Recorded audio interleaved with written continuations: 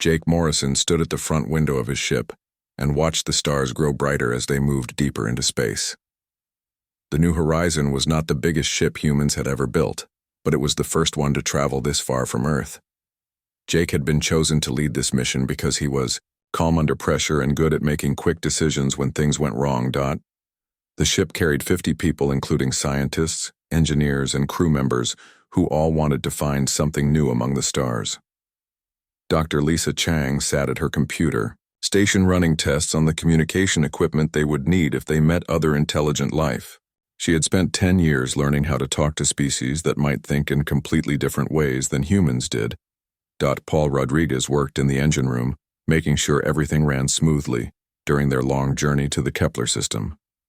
He was the kind of engineer who could fix anything with spare parts and creative thinking. His hands were always dirty from working on machines, but his mind was sharp when it came to solving problems that no one had ever faced before. The mission had taken 3 years to plan and 2 more years to travel this far from home. Earth seemed like a distant memory now as they approached their destination. The radio signals they had detected from this system suggested that someone had built cities and machines around the 4th planet from the star. Dr. Karen Blake spent her days studying the energy readings that came from the alien structures. She was a physicist who understood how the universe worked at its deepest levels. The patterns she saw in the alien technology looked familiar in some ways, but strange in others. Whatever these beings had built was clearly advanced beyond anything humans had created. Captain Morrison called his senior staff together for a meeting as they got closer to their target.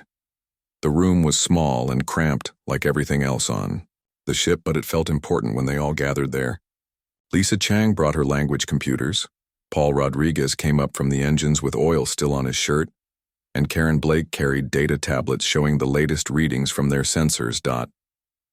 The alien structures were huge compared to anything humans had ever built in space. Massive rings surrounded the planet at different distances, each one big enough to hold millions of people. Ships moved between the rings in patterns that suggested a busy civilization going about their daily business. The technology required to build something like this was far beyond what humans could do. Morrison felt both excited and nervous as he realized they were about to make first contact with beings who had been building in space for much longer than humans had even known that space travel was possible. His job was to keep his crew safe while trying to learn from these advanced aliens. The responsibility felt heavy on his shoulders. The alien ships noticed the New Horizon when it was still 2 days away from the planet. Long-range sensors detected several large vessels changing course to intercept the human ship. Lisa Chang worked frantically to prepare greeting messages in mathematical languages that any intelligent species should understand. Basic concepts like prime numbers and simple geometric shapes were universal truths that should mean the same thing to any thinking beings. The alien ships were enormous compared to the New Horizon. The largest one was 50 times bigger than the human vessel and shaped like a crystal that had been stretched into a long spear. It moved through space with smooth grace that suggested technology humans could barely imagine. Smaller ships surrounded it in formations that looked both beautiful and threatening. High Commander Vextar stood on the bridge of his flagship and studied the approaching alien vessel with a mixture of curiosity and contempt. His people had ruled this part of space for 10,000 years and had never encountered another species that could travel between stars. The ship approaching his fleet was small and crude-looking with design features that seemed inefficient and wasteful. The Zephyrians had evolved on a world with heavy gravity and thin atmosphere, which had made them tall and strong with pale blue skin that looked almost metallic in certain light. Their society valued tradition and honor above all else. They believed that their ancestors had been chosen by divine beings to spread order throughout the galaxy. Vex Tar had fought in many battles against rebels and pirates, but had never faced true aliens before. The ship heading toward his fleet looked like something a child might build from scrap metal. Its engines were too small, its hull was too thin, and its weapons were almost non-existent. These creatures had somehow learned to travel between stars, but they clearly knew nothing about proper ship design or military tactics. The communication attempt from the aliens came through as simple mathematical sequences and basic pictograms. Vextar's translation computers easily decoded the primitive messages. The aliens claimed to come in peace and wanted to establish friendly relations with the Zephyrian Empire. They offered to share knowledge and learn from each other as equals among the stars.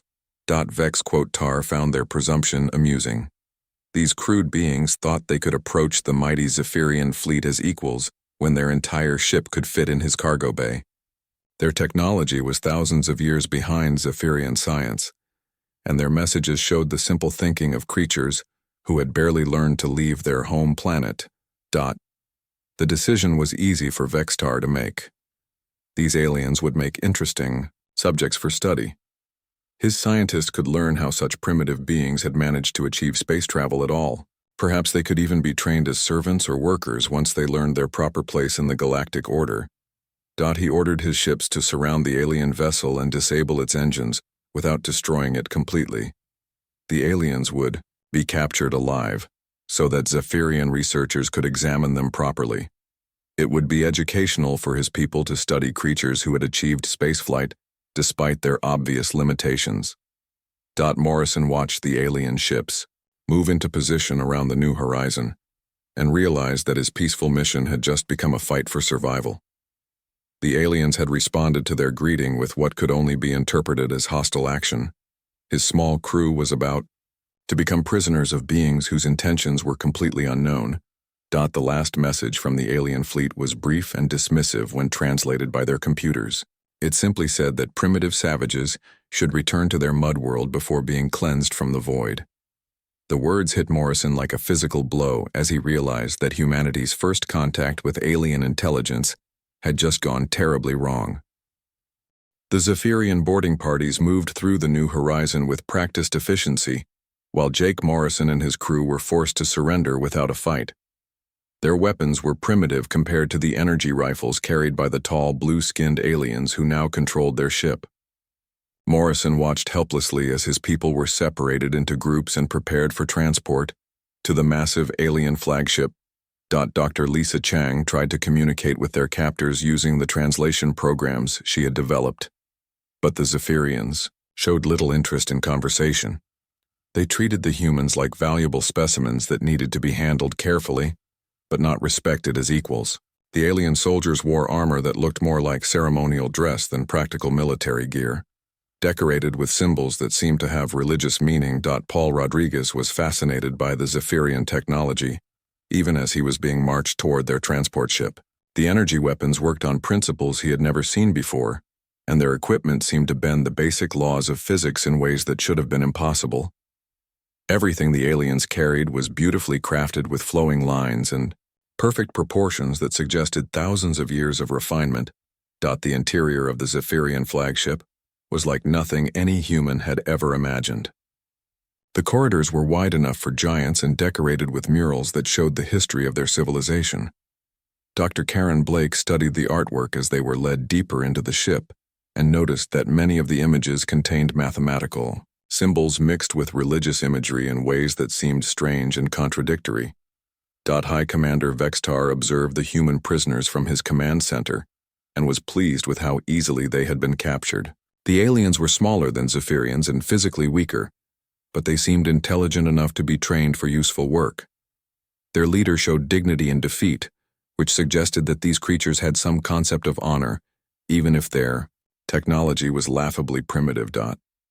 The humans were placed in comfortable holding areas that were clearly designed for important prisoners rather than common criminals.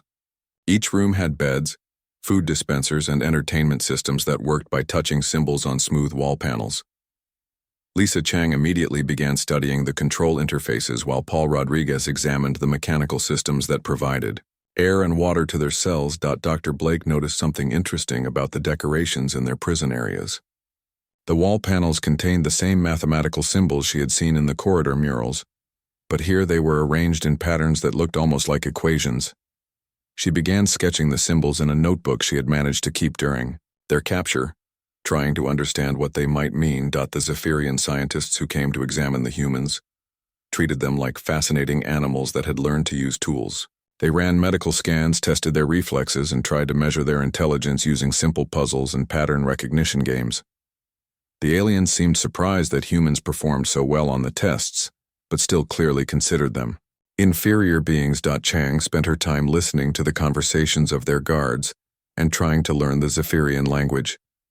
She had always been good at picking up new ways of speaking, and the alien language followed logical patterns that reminded her of ancient Earth languages she had studied.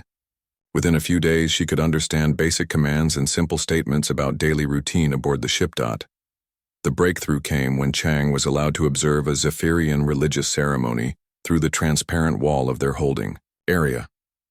The aliens gathered in a large chamber decorated with complex geometric patterns that covered every surface from floor to ceiling. A group of priests in elaborate robes began chanting sequences of numbers and mathematical formulas, while making precise hand gestures that matched the wall decorations. Blake watched the ceremony with growing excitement as she recognized some of the mathematical relationships being chanted by the priests. The numbers they were reciting described fundamental constants of physics like the speed of light and the strength of gravitational force. The geometric patterns on the walls showed relationships between energy and matter that human scientists had only discovered in the past century. Rodriguez joined them at the viewing wall and pointed out that some of the priests' gestures matched the mathematical operations being performed in the chanted equations. The aliens were literally acting out complex physics problems as part of their religious worship, but they seemed to be doing it from memory, without understanding what the numbers actually meant. In practical terms, Chang realized that the Zephyrians had turned science into religion over thousands of years of cultural development. Their ancestors had been scientists and engineers who understood the universe through mathematics and experimentation. But over time, their descendants had forgotten the original meaning and converted the scientific knowledge into sacred rituals that were performed without comprehension. The language of the gods that the Zephyrians worshipped was actually the language of physics itself. Every equation chanted by their priests described real relationships between matter, energy, space, and time that governed how the universe worked. The aliens had preserved this knowledge perfectly for millennia, but had lost the ability to use it for practical problem-solving or technological advancement. Blake began working with Chang and Rodriguez to decode more of the mathematical relationships hidden in Zephyrian religious ceremonies. They observed several different rituals over the following weeks and discovered that each one focused on different aspects of physics, from quantum mechanics to stellar formation. The aliens had an incredibly complete understanding of natural laws, but treated them as mystical secrets rather than tools for building better technology. The most important discovery came when Blake recognized that one of the most sacred Zephyrian ceremonies was actually describing the mathematical requirements for faster-than-light travel. The priests were chanting the exact equations needed to manipulate space-time and create stable wormholes, but they performed the ritual as worship rather than engineering instruction. Chang realized that humans had independently discovered many of the same physical principles through scientific experimentation and theoretical research. The difference was that humans understood what their equations meant and how to use them for practical applications. The Zephyrians had inherited perfect knowledge, but had forgotten how to think scientifically about the information they possessed. Rodriguez began to see possibilities for combining human understanding with Zephyrian knowledge to create technologies that neither species could develop alone. If they could somehow demonstrate to their captors that humans actually understood the sacred mathematics better than the Zephyrians themselves, it might change their entire relationship with these advanced aliens. The three scientists spent every available moment studying the religious ceremonies and decoding the mathematical principles hidden within them. They were no longer just prisoners waiting for rescue from Earth, but researchers who had stumbled onto the discovery of a lifetime. About the relationship between science and culture in galactic civilization. The Millennium Recitation was the most sacred ceremony in Zephyrian culture, and happened only once every 1,000 years when their home star reached a specific position relative to the galactic center. High Priest Korthul had spent his entire life preparing for this moment, when he would perform the ancient mathematical sequences before the assembled fleet commanders and religious leaders of the entire empire. Dr. Lisa Chang watched through the transparent wall of their holding area as hundreds of Zephyrians gathered in the massive ceremonial chamber at the heart of their flagship. The walls were covered with golden symbols that she now recognized as advanced physics equations disguised as religious decorations. Every surface gleamed with mathematical relationships that described the fundamental forces holding the universe together. Paul Rodriguez and Dr. Karen Blake joined Chang at the viewing wall. As the ceremony began, they had spent weeks decoding the mathematical principles hidden in Zephyrian religious practices, and now they would witness the most important ritual of all.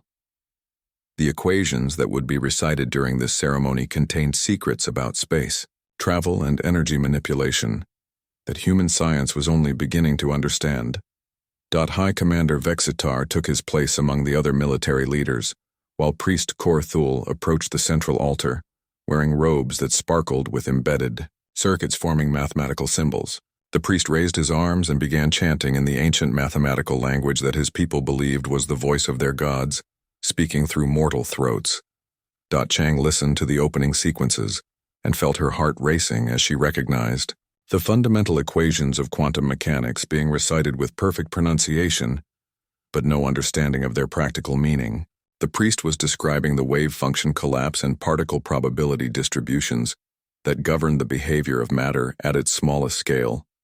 The assembled Zephyrians responded to each mathematical statement with ritual phrases that were actually the solutions to the equations being chanted. They knew the correct answers because they had memorized them over thousands of generations, but they had no idea what the questions meant or how the solutions could be applied to real-world problems. Blake whispered to her companions that the ceremony was describing the mathematical foundation for manipulating matter at the quantum level. The equations could be used to design advanced materials, create new forms of energy storage, or even build machines that worked by controlling individual atoms. The Zephyrians possessed this knowledge but treated it as mystical poetry rather than engineering instructions. As the ceremony continued, Priest Korthul began reciting what Chang recognized as the mathematical description of space-time curvature around massive objects. The equations perfectly described how gravity worked according to Einstein's theories but extended far beyond anything human physicists had discovered. The Zephyrian version included corrections and modifications that could be used to create artificial gravity fields or even bend space itself. Rodriguez realized that the next section of the ceremony would describe the energy requirements for faster-than-light travel. The priest was about to recite equations that human scientists had only dreamed about finding, but the Zephyrians would chant them as religious verse, without understanding that they held the key to crossing the galaxy in days rather than years. Chang made a decision that would change everything. She had learned enough of the Zephyrian language to communicate basic ideas, and she understood the mathematics being recited better than anyone in that ceremonial chamber. As Priest Korthul reached the section about space-time manipulation, Chang began speaking loudly enough for everyone to hear. The first thing she said was a correction to the priest's pronunciation of a mathematical term. In the ancient language, the difference between two similar sounds changed the meaning from theoretical description to practical application. Korthul stopped chanting and stared at the human prisoner who had dared to interrupt the most sacred ceremony in their culture. Chang continued speaking in the mathematical language, explaining that the third convergence equations the priest had just recited were not mystical poetry, but engineering formulas for bending space-time around massive objects. She described how the energy requirements followed principles that human scientists called the Alcubierre drive theory, modified by quantum foam interactions that the Zephyrians knew as the fifth sacred theorem. The assembled Zephyrians fell completely silent as they listened to a primitive alien explain the meaning of their most sacred words. Chang was not just reciting the familiar mathematical sequences but actually describing what they meant and how they could be used to build machines and solve practical problems. Blake joined in from their holding area, explaining how the seventh sacred pattern that Priest Korthul had chanted earlier described the relationship between dark matter and gravitational lensing. She showed how the equations could be used to detect invisible mass in space or create artificial gravity wells for spacecraft navigation. Rodriguez added his engineering knowledge by describing how the divine spiral of eternity that every Zephyrian child learned as a prayer was actually a formula for stabilizing artificial wormholes. He explained the energy inputs required and the geometric constraints needed to keep a portal open between distant points in space. High Commander Vexitar felt his worldview crumbling as he listened to three human prisoners casually solve mathematical Mysteries that had puzzled Zephyrian scholars for thousands of years. These crude aliens were not just speaking the language of the gods, but explaining what it meant in ways that no Zephyrian had ever understood. Priest Korthul accused the humans of blasphemy and demanded their immediate execution for defiling the sacred ceremony. But other Zephyrians in the chamber began asking questions about the human explanations. Young scientists and engineers who had always wondered about the practical meaning of their religious mathematics suddenly saw possibilities they had never imagined. Chang realized she had started something that could not be stopped.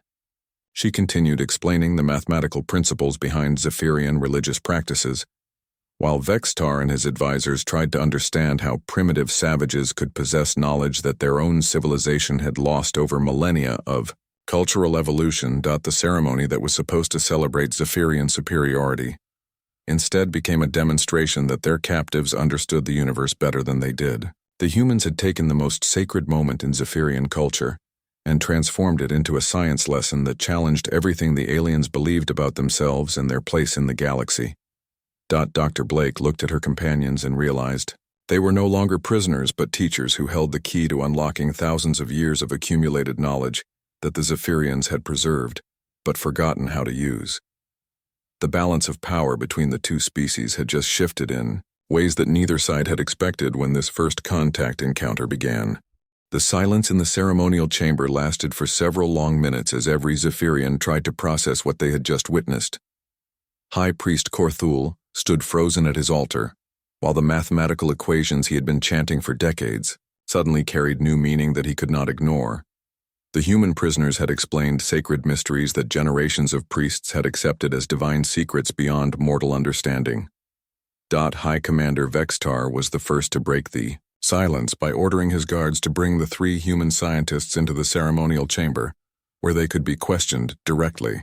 Dr. Lisa Chang, Paul Rodriguez, and Dr. Karen Blake were escorted from their holding area, while hundreds of Zephyrian leaders watched their every movement with expressions ranging from curiosity to fear. Chang found herself standing before an audience of the most powerful individuals in Zephyrian society, while wearing the simple clothes she had been captured in weeks earlier. The contrast between her humble appearance and the elaborate ceremonial robes of the aliens around her made the situation even more dramatic. She was a human scientist from a species the Zephyrians considered primitive, yet she had just demonstrated knowledge that their civilization had lost centuries ago. Vex Tar demanded that Chang prove her claims about the practical applications of their sacred mathematics. He wanted to see actual demonstrations rather than just explanations of theoretical principles. If these humans truly understood the language of the gods better than the chosen people who had preserved it for millennia, they would need to show results that could be measured and verified. Rodriguez stepped forward and asked for access to one of the Zephyrian ship engines so he could demonstrate how the sacred equations could be used to improve their technology. He explained that the mathematical relationships described in their religious texts contained engineering solutions that could increase engine efficiency by significant amounts if properly applied. The request caused heated arguments among the Zephyrian leadership. Priest Korthul insisted that allowing primitive aliens to touch their sacred technology would bring divine punishment upon their entire civilization. But younger officers and scientists argued that the humans had already proven they understood principles that Zephyrian scholars had struggled with for centuries. Blake joined the demonstration by drawing mathematical diagrams on the ceremonial chamber floor using pieces of colored chalk that Rodriguez had requested from their captors. She showed how the seventh sacred pattern could be modified to create artificial gravity fields of different strengths and directions. The equations were already present in Zephyrian religious texts, but no one had ever tried to use them for practical engineering applications. A group of young Zephyrian engineers gathered around Blake's diagrams and began asking technical questions about the mathematical relationships she was describing. They had memorized these same equations as religious verses, but had never thought about what would happen if the variables were changed, or how the formulas could be applied to real-world problems.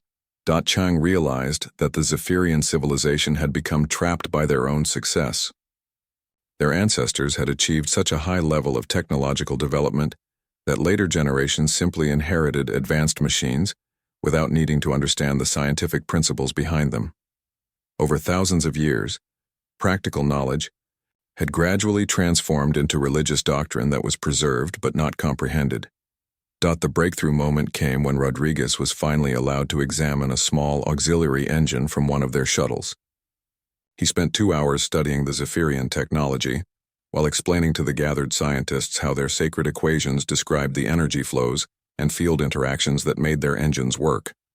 Rodriguez then made a series of small adjustments to the engine configuration based on mathematical relationships that appeared in the fifth sacred theorem. The modifications were minor changes to field generator alignments and energy flow patterns, but they were guided by theoretical principles that the Zephyrians had been chanting as religious poetry for centuries without understanding their engineering applications. When the modified engine was tested, its power output increased by 32% while using the same amount of fuel. The improvement was dramatic enough to be immediately obvious to every engineer in the chamber. Rodriguez had used their own sacred mathematics to solve engineering problems that Zephyrian scientists had declared impossible to improve. The demonstration created a crisis of faith that split Zephyrian society into competing factions. The traditional priests led by Korthul demanded that the humans be executed immediately for blasphemy against their most sacred beliefs. They argued that allowing primitive aliens to modify divine technology would bring catastrophe upon their entire civilization. But the younger scientists and engineers saw possibilities they had never imagined before. If the humans could improve their engines using mathematical principles from their own religious texts, what other technological advances were possible? They began asking questions about other sacred equations and whether similar modifications could be applied to their weapons, life support systems, and faster-than-light drives. Vex quote, Tar found himself caught between competing pressures from different parts of his society. The religious establishment demanded that he maintain traditional interpretations of their sacred knowledge, while the scientific community wanted to explore the practical applications that the humans had revealed. His decision would determine whether the Zephyrian Empire would advance into a new age of understanding or remain trapped by ancient dogma. The most progressive Zephyrian scientists began calling the humans the new gods chosen because they seemed to possess divine knowledge that surpassed even their own priests. Chang and her companions were deeply uncomfortable with this description because they understood that their knowledge came from scientific education rather than mystical revelation. Blake tried to explain to the Zephyrians that human science was based on observation, experimentation, and logical reasoning rather than inherited wisdom. She described how human researchers tested their theories against reality and modified their understanding when new evidence contradicted old ideas. This approach was completely different from the Zephyrian method of preserving ancient knowledge. Without questioning or testing it, the cultural divide between the two species became clear. As more Zephyrians learned about human scientific methods, some embraced the idea that knowledge should be tested and improved over time, while others insisted that ancient wisdom was perfect and should never be modified or questioned. Rodriguez continued demonstrating practical applications of Zephyrian mathematics while Chang worked to establish communication protocols that would allow regular information exchange between human and Zephyrian scientists. The relationship between the two species was transforming from captor and prisoner into something entirely new that neither side had expected when their first contact encounter began. 6 months after the sacred ceremony that changed everything, Jake Morrison stood on the observation deck of a joint human-Zephyrian research station orbiting the alien homeworld and watched ships from both species working together in ways that would have seemed impossible during their first meeting. The hatred and mistrust that had marked their initial contact had given way to partnership and mutual respect, based on shared curiosity about the universe.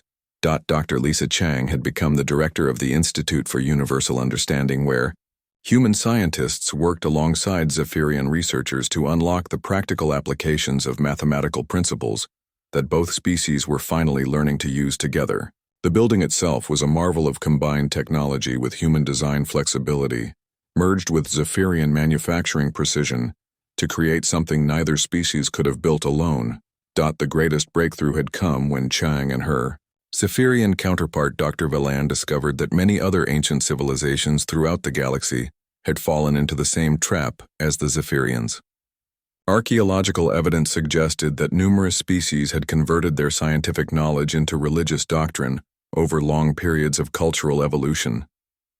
The galaxy was filled with the ruins of civilizations that had forgotten how to think scientifically about their own technology. Paul Rodriguez had been appointed as chief engineering liaison between human and Zephyrian technical teams. His workshop in the research station was always busy with projects that combined human innovation with alien manufacturing capabilities. The new class of starships they were designing could cross the galaxy in weeks rather than years by using mathematical principles that the Zephyrians had preserved in their religious texts but never applied to practical engineering. The political situation within Zephyrian society had stabilized after months of heated debate between traditional and progressive factions. High Commander Fextar had ultimately decided to support the scientific approach advocated by the humans, while respecting the religious beliefs of those who preferred traditional interpretations. The compromise allowed both groups to coexist without the civil war that many had feared during the early days of contact. Dr. Karen Blake spent her time analyzing data from deep space telescopes that had been modified using combined human and Zephyrian knowledge.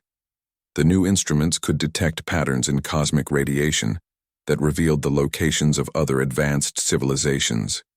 Her team had already identified 17 star systems that showed signs of technology advanced enough to justify investigation by joint exploration missions. The most important discovery had been the realization that scientific knowledge and religious wisdom were not necessarily contradictory. The Zephyrians had learned that their ancestors were not gods, but rather scientists whose understanding of natural laws had been so advanced that later generations had interpreted their achievements as divine miracles. This revelation had actually strengthened rather than weakened the faith of many Zephyrians, who now saw themselves as continuing the work of brilliant ancestors rather than blindly worshipping incomprehensible deities. Morrison found his role as humanity's first interstellar ambassador both challenging and rewarding. The diplomatic protocols he was establishing would guide human contact with other species for generations to come. His experience with the Zephyrians had taught him that first impressions could be completely wrong and that patient communication was more valuable than military strength. When dealing with unknown civilizations, the joint research teams had made rapid progress in developing new technologies by combining human scientific methods with Zephyrian mathematical knowledge. Artificial gravity generators, based on the 7th sacred pattern, were now installed on all ships from both species. Energy storage systems using quantum field manipulation had increased power efficiency by factors that made interstellar travel practical for much larger vessels than ever before. Young humans and Zephyrians worked side by side in research laboratories throughout the station. The sight of members from both species collaborating on complex problems had become so common that no one thought it unusual anymore. Students from Earth studied advanced mathematics that had been preserved in Zephyrian religious texts, while Zephyrian researchers learned human experimental techniques that could test theoretical ideas against physical reality. The biggest challenge had been helping the Zephyrians understand that knowledge was meant to grow and change rather than remain static. Human scientific culture embraced the idea that current understanding was always incomplete, and that new discoveries would require modifications to existing theories. This concept had been difficult for a civilization that had spent thousands of years preserving ancient wisdom without changing it. Chang often reflected on the irony that humans had been called primitive savages by a species that had actually forgotten how to use their own advanced knowledge. The Zephyrians possessed mathematical understanding that was far beyond human achievements, but they had lost the ability to apply that knowledge to practical problems.